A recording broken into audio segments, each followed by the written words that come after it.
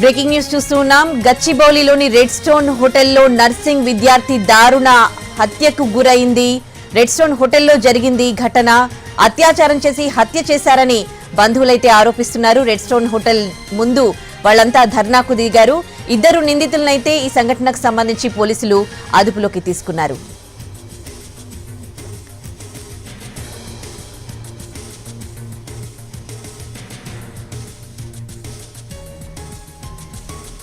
ఇదే అంశానికి సంబంధించి పూర్తి డీటెయిల్స్ మా crime input editor Ramesh Vaitla అందిస్తారు ఫోన్లో.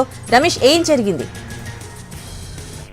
గచ్చిబౌలిలోని రెడ్ స్టోన్ హోటల్లో నర్సింగ్ విద్యార్థి అనుమానాస్పదలో చనిపోవడం జరిగింది. దీనికి సంబంధించి కుటుంబ సభ్యులు రేప్ చేసి హత్య చేశారని ఆరోపణ చేస్తున్నారు. దీనికి సంబంధించి ఆందోళన చేపట్టారు. అయితే రూమ్ లో ఉన్న పరిస్థితిని బట్టి చూస్తే అమ్మాయి అనుమానాస్పదలో చనిపోయి ఉన్నది. అయితే బ్లడ్ స్టెయిన్స్ కూడా రక్త మరకలు పెద్ద ఎత్తున ఉన్నాయి. అయితే దీని నేపథ్యంలోనే అమ్మాయిని హత్య చేశారు అని చెప్పి ప్రధానంగా కుటుంబ సభ్యులు ఆరోపణ చేస్తున్నారు. ఈ నేపథ్యంలోనే పోలీసులు అనుమానాస్పద మృతిగా పోలీసులు కేసు నమోదు చేసి విచారణ ప్రారంభించడం జరిగింది.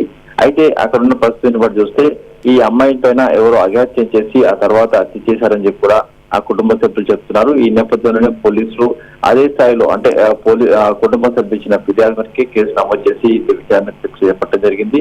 ఆ హోటల్ కి వచ్చిన మరో ఇద్దరు యువకులను కూడా ప్రస్తుతానికి అయితే పోలీసులు తీసుకుని జరిగింది. వాళ్ళని విచారిస్తున్నారు. ప్రస్తుతానికి కుటుంబ సభ్యులైతే ఒకే విషయం చెప్తున్నారు. శృతిని అంటే అమ్మాయి పైన అత్యాచారం చేసి హత్య చేశారని చెప్పి కూడా కుటుంబ సభ్యుల ప్రధాన ఆరోపణ. ఈ ఆరోపణ మేరకు విచారణ చేస్తున్నామైతే పోలీసులు చెప్తున్నారు.